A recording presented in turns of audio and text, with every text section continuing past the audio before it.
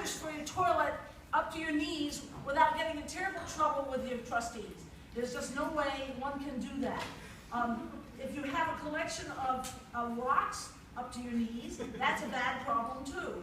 Also, if you have a series of interested onlookers that really want to criticize what you collect in your library or elsewhere, then you better make sure that they are in tune with your collection policy. Now, if you collect like elderly tennis rackets that you can see in the back there, that can be difficult to store. You know, how do you store elderly tennis rackets and still stay up to your knees in rocks?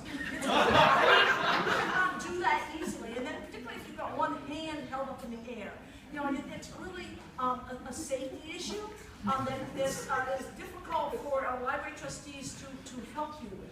So it's imperative that you work hard to make sure that your elderly tennis rackets and your collection of random stuff, see that random stuff in the bottom right-hand corner?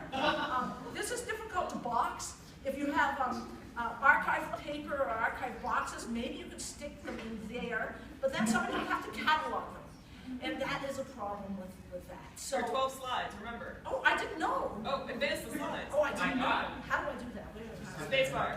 Spacebar. Oh, okay. I thought homogenized strategic flexibility doesn't look to me as if the fellow in the middle is being given a chance to be as flexible as he'd like.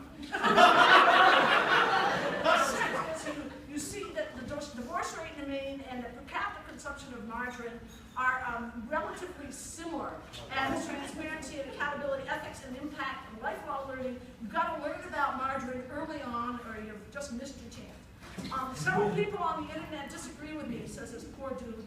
He is sad and very, very upset because, you know, he did not get his collection policy together fast enough, and so he's collected a variety of different things and nobody knows where they are.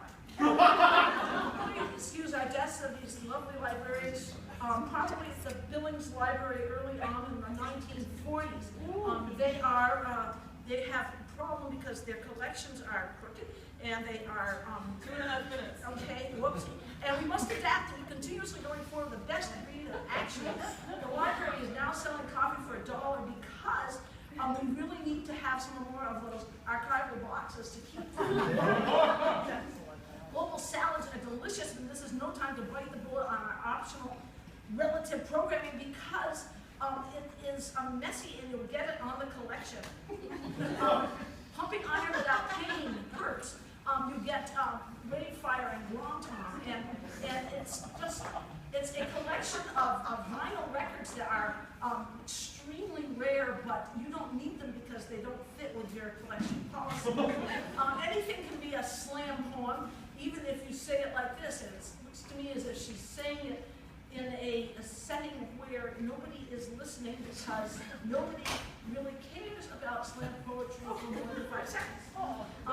Library atmosphere, quiet please. Well, we're not the quietest place in the world, and when it comes to hoarding, sometimes people get very, very loud over in the comics area. So we've got to make sure that we have our policy surround the concern of noise. And then there's the famous, looks like a capybara from a usability study, and they're very hard to catalog because they especially enable intellectual capital to run off to South America.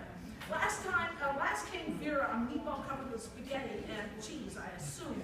She is very hard to catalog. She's probably naked under that spaghetti. That's a problem. And that's it.